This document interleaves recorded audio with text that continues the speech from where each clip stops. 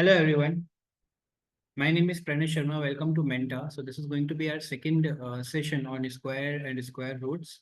Fine, and this is for grade 8 specifically. However, if you are having this exist, then you can continue to uplift the bridge, which you think that yes, it is something that has to be uplifted.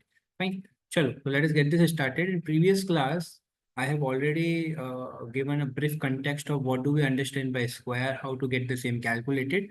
Today we will see finding square of a number, right? It is just a continuation of what we have discussed in last class, and then properties of a square number. So let us get this started. How do you find the square of a number? Suppose अगर आपको दे रखा है कि 79 का square निकालना है, तो आप कैसे निकालोगे 79 into 79? Because the definition of squaring a number says that you can calculate the square of any number where you can simply multiply that number by itself. You'll be getting the answer, right? That is how we calculate the square of a number. If it is 5, then 5 into 5 is 25. That means 5 is getting multiplied to itself. Likewise, 79 is getting multiplied to itself. But people, for this you need to memorize a lot of things. Fine, because if you want this to be calculated in few seconds, then it has to be through a dedicated mechanism. You must learn the counter tables, right, of 9, 7, and in case if you come up with 9 into 9, 7 into 9, then what it will be, how we will be multiplying it. And by chance if you commit any mistake as such, because at this particular point in time there is a very high possibility where you can have some calculation error, multiplication error, right? So if that is the case that you encounter with, then definitely you will end up making mistakes. I don't want that to happen. तो इसका कोई दूसरा तरीका तो होगा कि 79 into 79 ना करके अगर हम कोई दूसरा तरीका देखें तो इसका स्क्वायर निकालने का। तो इसके स्क्वायर निकालने का एक तरीका है जिसको हम कहते हैं, हम लोगों ने पढ़ा था algebraic identities, a plus b whole square, a minus b whole square, right? A plus b whole square is a square plus b square plus 2ab, and a minus b is a square minus 2ab plus b square, right?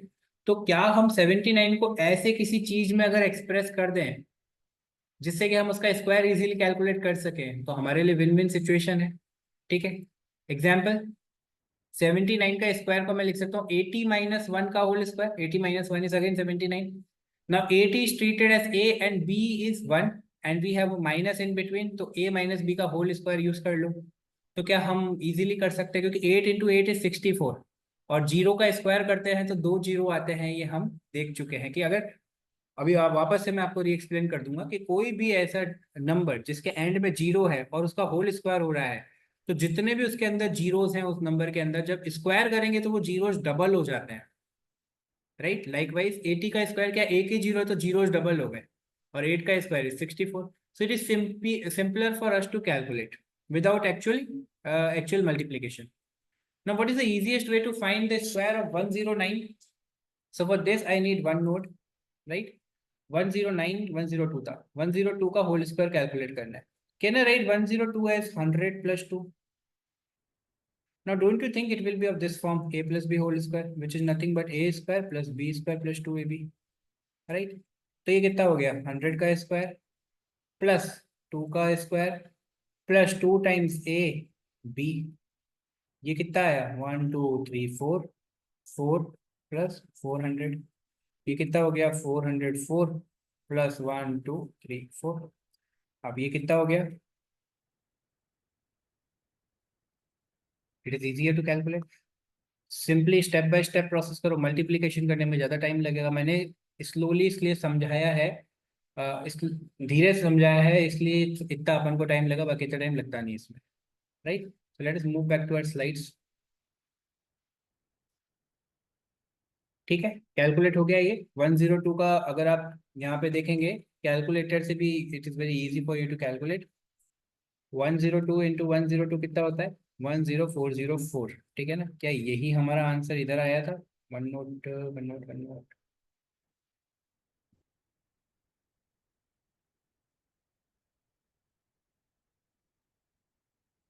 यही आया था। Calculator भी तो यही बोल रहा है, ठीक है? देखिए 102 इंटू 102, ठीक है, मतलब आंसर सही है हमारा।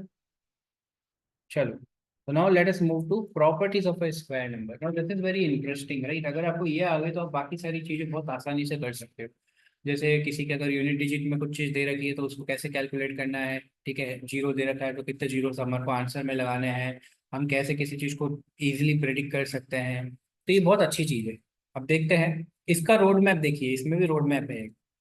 हम इस सेशन में देखेंगे पाइथागोरस थ्योरम और ट्रिपलेट। पाइथागोरस थ्योरम क्या है, ट्रिपलेट क्या है। Square of any odd number can be shown as sum of two consecutive positive integers और number between two square numbers, कितने हो सकते हैं, ठीक है। तो we'll have a look on this. Let us have um, let us get this started. Allow me a second, people.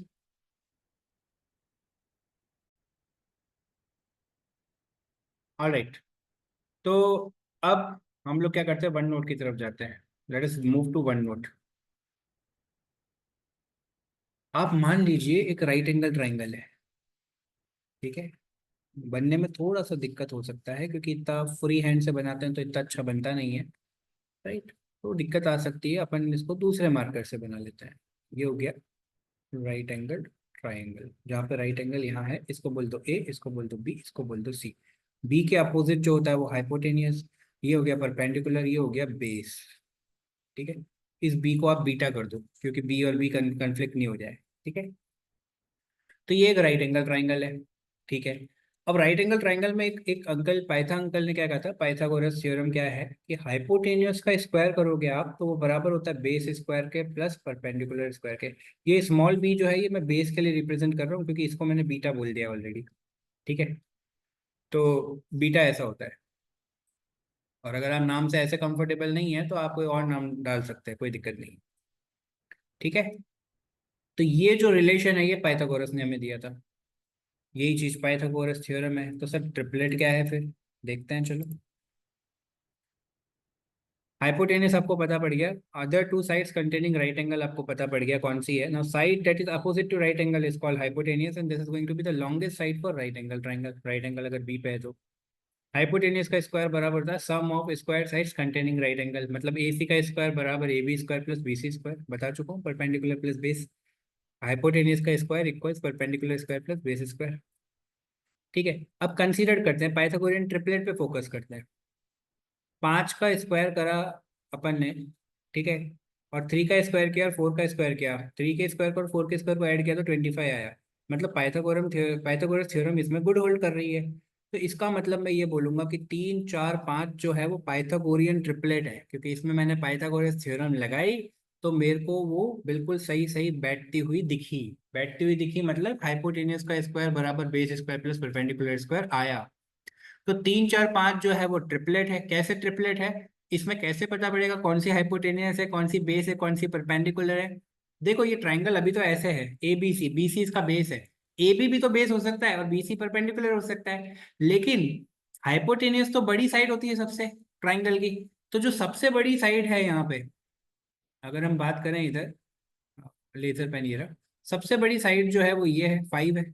तो 5 तो पक्का हाइपोटेनियस होगी। बाकी दोनों में से कोई कुछ भी हो हमें क्या फर्क पड़ता है, सब्ट्रैक्ट थोड़ा ना कर रहे हैं हम, तो स्क्वायर कर रहे हैं और ऐड ही तो कर रहे हैं।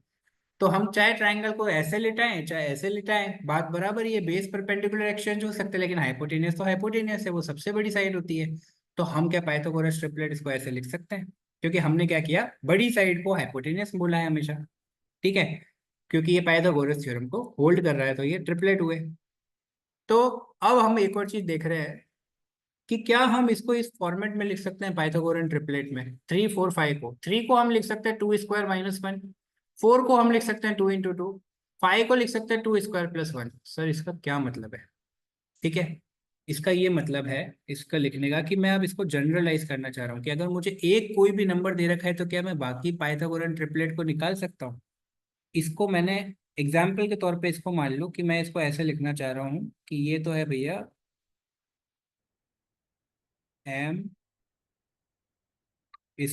-1, ये है भैया आपकी m², ये स्क्वायर है ना, +1। और इसको मैं क्या बोल दूँ, 2m बोल दूँ, 2 × m। तो अगर मुझे सिर्फ एक ट्रिपलेट का एक एलिमेंट पता है, चलो इसको अपन व्हाइट बोर्ड पे करते हैं क्योंकि इधर से इतना क्लियर दिखता नहीं है, ठीक है ना। और थोड़ा सा इसका एनोटेशन में दिक्कत है, मैंने आपको बता रखा है। मैंने क्या लिखा उसको, 2m m² - 1 और m² + 1, यही लिखा था मैंने। यहाँ पे 4 था, यहाँ पे 3 था, यहाँ पे 5 था। 3 को उन्होंने क्या लिखा था, 2² - 1, इसको लिखा था 2 × 2, इसको लिखा था 2² + 1, ऐसे ही लिखा था कुछ, राइट। अब हम लोग इधर क्या देखेंगे, अगर आप ध्यान से देखो तो, कि अगर मेरे को सिर्फ ये 4 पता है, तो मुझे पता है 2m को मैं उठाऊंगा। 4 क्या 2 से डिविजिबल है, बिल्कुल है, तो मेरे को तो सिर्फ m की वैल्यू कैलकुलेट करनी है। m की वैल्यू कितनी है, 2। मैं यहाँ पे m² - 1 में रखूंगा तो 2² - 1 कितना आ गया, 3। m² + 1 में रखूंगा तो 2² + 1 कितना आ गया, 5। तो मेरे को सिर्फ a की वैल्यू पता होगी तो मैं बाकी दो को इजीली निकाल सकता हूँ। मैं ये जनरलाइजेशन करना चाह रहा था। अब जैसे 8, 6 और 10 है, ठीक है, इसको देखो, 8, 6 और 10 है, ये पाइथागोरन ट्रिपलेट है। मान लो आपको सिर्फ ये 6 पता होता, कि एक ही पाइथागोरन ट्रिपलेट आपको पता है, तो आप क्या करते,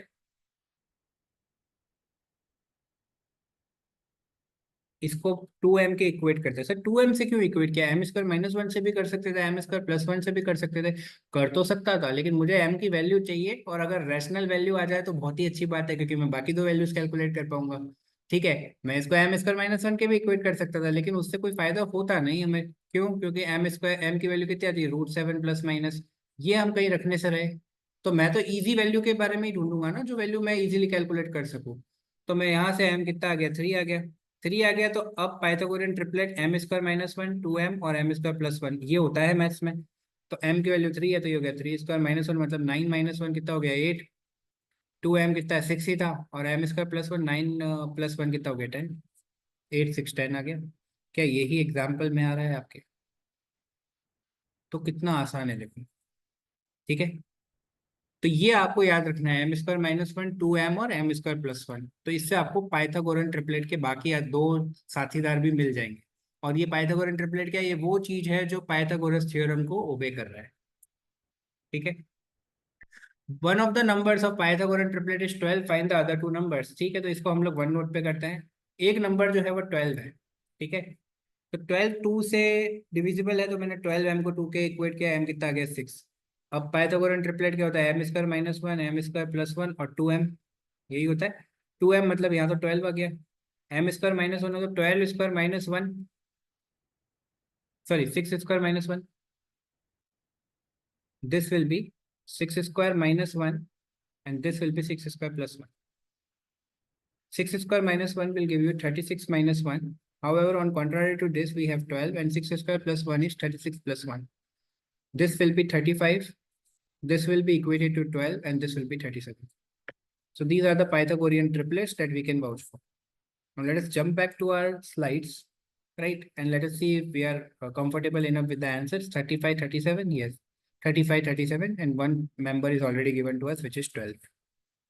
Fine. So in this way, things are working. And I hope this is clear. This is very easy and clear, up to the optimum. Square of any two odd numbers is the sum of consecutive positive integers. 3 square, 9 आया. Now, square of an odd number will always be an odd number, right? 5 square is 25, 7 square is 49, 9 square is 81. तो मैंने 5 square को लिखा, 25 को लिखा, 12 और 13 का addition, ठीक है। क्या ये कितना होता है, 25 को, ये 12 जो है इसको मैं ऐसे लिख सकता हूँ, 25 - 1 डिवाइडेड बाई 2, क्योंकि 5 का स्क्वायर किया तो 25 आया।